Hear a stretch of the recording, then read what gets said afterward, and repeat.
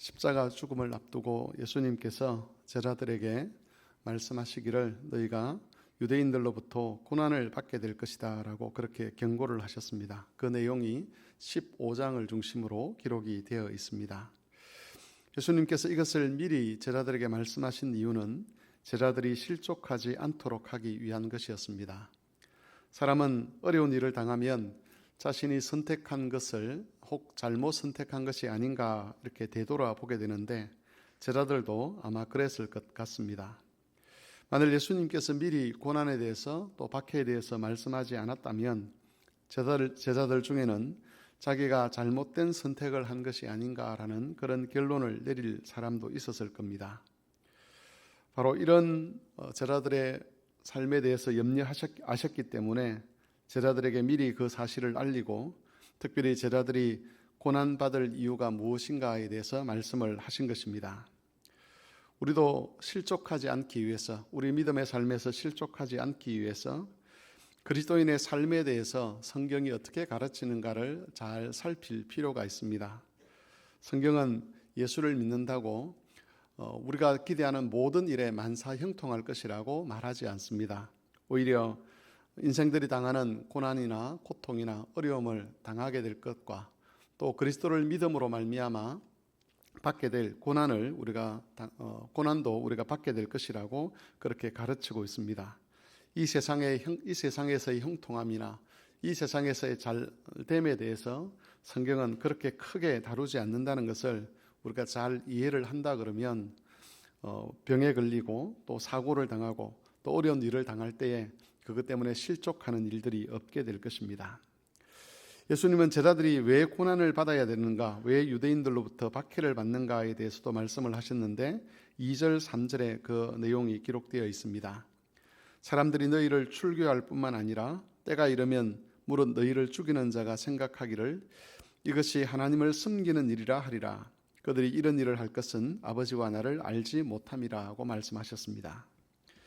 예수님의 말씀에 따르면 유대인들이 제자들을 미워하고 박해하는 것은 아버지와 그리스도를 알지 못하기 때문이었습니다.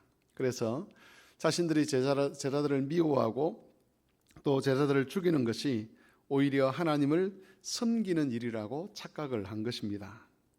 하나님이 어떤 분이시고 또 무엇을 원하시는지 하나님께서 어떻게 구원을 이루어 가실지 알지 못하기 때문에 하나님을 대적하는 일을 하고서도 그것이 하나님을 잘 섬기는 일이라고 생각을 하게 된 것입니다.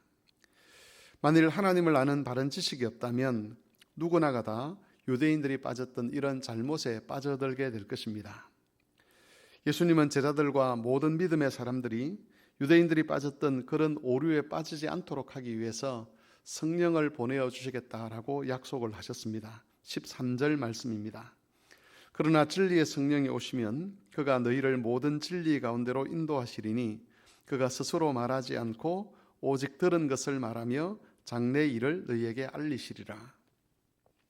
성령께서 오시기 전까지는 그리스도께서 드러내신 구원의 진리가 사람들에게 온전히 이해가 되지 않았습니다. 그 진리를 사람들이 이해하고 깨달을 수 있도록 하시는 분이 성령님이다라고 예수님은 말씀하십니다. 성령께서는 하나님이 아버지가 되신다는 것, 또 예수께서 아들이 되신다는 것, 또한 아버지 하나님께서 약속하신 구원이 예수님을 통해서 성취된다는 것을 깨닫게 하시는 분입니다. 오늘날 우리가 예수님을 살아계신 하나님의 아들이시요 그리스도라고 믿고 또 하나님 아버지께서 그리스도 안에서 약속하신 모든 구원이 우리 안에서 이루어져 가고 있다는 것을 깨닫고 믿는 이 모든 것은 우리가 이미 성령의 은혜를 받았다는 증거입니다. 한때 한국 교회에서나 또 다른 어떤 지역의 교회들에서 어떤 특별한 행위를 하지 않으면 성령을 받은 것이 아니다라고 그렇게 주장하는 사람들이 있었습니다. 하지만 예수님의 말씀에 따르면 우리가 하나님을 아버지로 고백하는 것, 또 예수님을 그리스도시요 살아계신 하나님의 아들로 고백하는 것, 예수님을 우리의 구원자로 고백하는 이 모든 일이 예수님이 약속하신 성령의 은혜를 우리가 이미 받았다는 것을 의미한다는 겁니다. 이 성령의 은혜 때문에 우리는 유대인들이 빠졌던 그런 오류에 빠지지 않을 수가 있었고 하나님 아버지와 그리스도 예수님에 대한 바른 지식과 바른 믿음을 가질 수 있게 된 것입니다.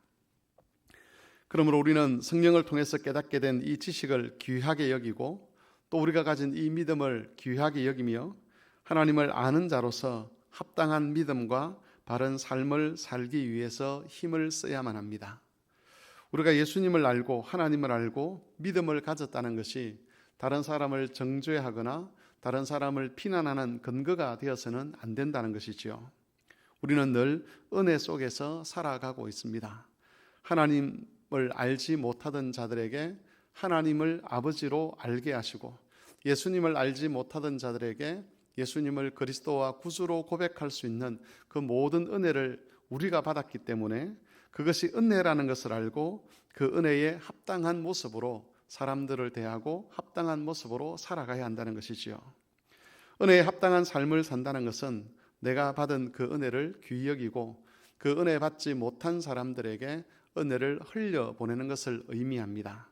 내가 받은 그 은혜만 생각하고 내가 누릴 복만 생각하는 것이 아니라 하나님의 은혜 위에 내가 살아간다는 것을 깨닫고 그 은혜를 다른 사람들에게 흘려보낼 때에 우리가 가진 지식과 믿음이 복된 것으로 드러나게 될 것이고 우리에게 그 은혜를 주신 하나님께서도 세상으로부터 영광을 얻게 되는 것입니다.